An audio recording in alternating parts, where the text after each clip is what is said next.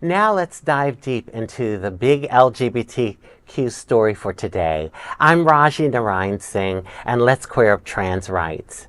Pedro Pascal reaffirms trans allyship as he calls out vile transphobia. The Last of Us star Pedro Pascal has fiercely condemned recent anti-trans policies, calling them vile and pathetic. Over the weekend, Pascal shared an Instagram post showing a message on a building. He told his 9 million followers, quote, "A world without trans people has never existed and never will.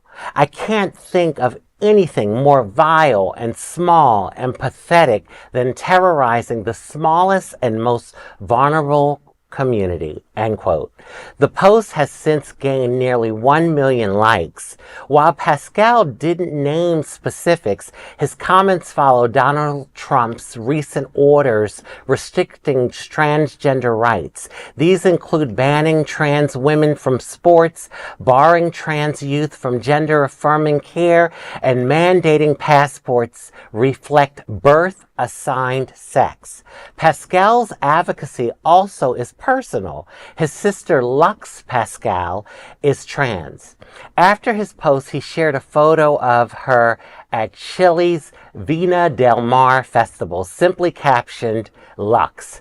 He also posted a video of late trans activist Cecilia Gentili urging trans youth to embrace their identity. Wow. You know, as a trans person, I just have to say, I am so thankful that there are people that still speak up for us, because I know people are afraid and not making excuses. I mean, I'm out and about, and even sometimes in Wilton Manors, I go into spaces and I feel like the looks of disdain and the attitude of why are you here? Mm-hmm. And I'm thinking, God, we are a community. Whether you like it or not, the world clumps us together. Mm-hmm. LGBTQ. We have our differences and our own set of issues, but we are clumped together and we're a community. And I always say, same boat, different compartments. That's how I see it. And I think that the saying is, once they come for me, they'll come for you. And so I just get I don't take it for granted. it's so heartfelt to me to know that there are still people that are willing to stand up for us and not say, well, that's those trans people's problems. We don't have, that's not our problem.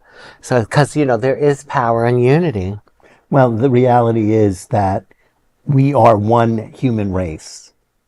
And what we see is there are those who divide and those who bring people together.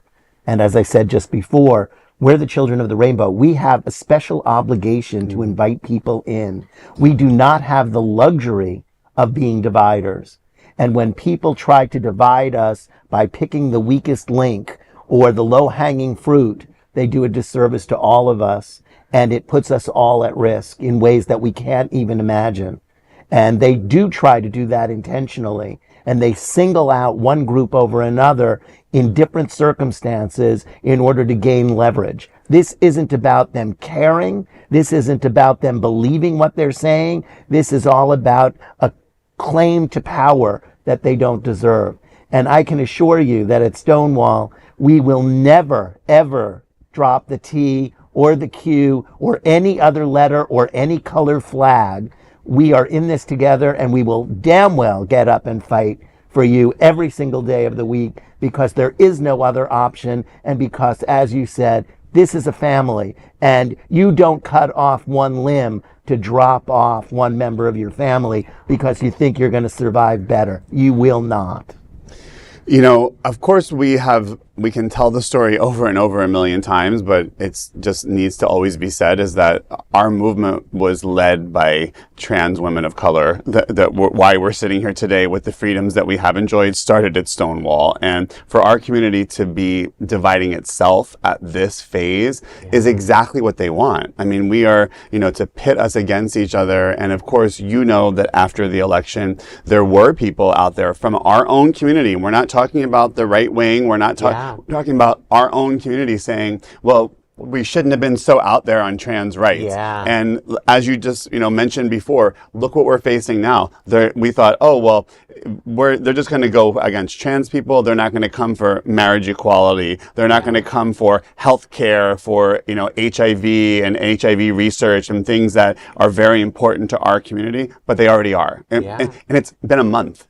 Let's reflect on, it's been 1 month and they're already coming for all of the other things that people in our community thought, oh, well, that won't happen. Oh, well, that won't happen. It's already happening. You say it's been a month. I swear it feels like a year already. It feels like a long I mean, a long time already. It's only been a little over a month. Which is what they want. They want to overwhelm us, and that's why we have to, stay vigilant. We have to stay united. We have to be informed. Because everything that they're doing is well plotted out. The divisions that they're creating is an attempt to scare us into giving something up. And if we give up trans, then we'll be okay. If we give up lesbians, we'll be okay. If we give up old white gay men, we'll be okay. Yes. Everything is a calculated risk on their part. And we know that because they learned from DeSantis's mistakes. DeSantis went after blacks. That didn't work out so well for him. He went after gays and lesbians. That didn't work. And then he landed on trans children. And the Trump people jumped in on that and pretty much took it away from him. So now he's arguing about Casey running for governor. I mean, it's... As Trump would say, I hate losers. Well, DeSantis is a loser. And if we stick together and if we build our coalition the way we should, the way we have historically, from Stonewall to marriage to HIV to fighting in the military, we've done that by building coalitions that go way outside our realm. And that's what we really have to focus on, is building and not getting smaller. You know what I love? I went to Hollywood Pride a few weeks ago, and anytime I go to a Pride, that's when I see the unity in our community. And I think to myself, God, if this could be like all the time, because, everyone is just so unified and happy Pride and, so connected. And I really think like if we can keep that spirit going all the time, our community would be a lot stronger than it is. Well, before we wrap up, I just want to say, to Raji, but to all of our trans siblings out there, if you have friends that are out there, reach out to them and ask them how they're doing, because, they may be out there putting on a strong face, but it's not easy. So thank you for doing what you're doing and for being visible.